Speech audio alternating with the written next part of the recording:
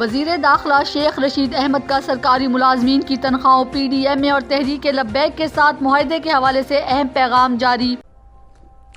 الحمدللہ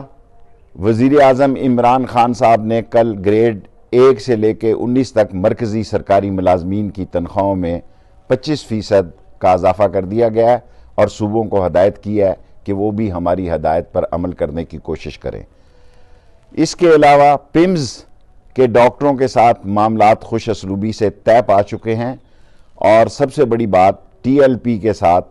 ہمارا معاملہ جو ہے خوش اسلوبی کے ساتھ طے پا گیا ہے اور یہ حکومت جو ہے وہ ناموس رسالت کے لیے کچھ بھی کرنے کے لیے تیار ہے۔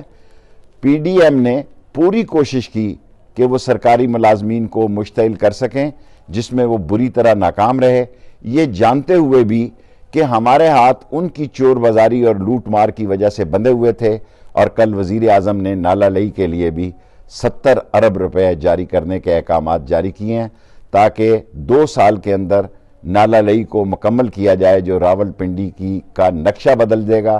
اور اس کے لیے فوری طور پر کام شروع کرنے کی بھی انہوں نے ہدایت جاری کی ہیں۔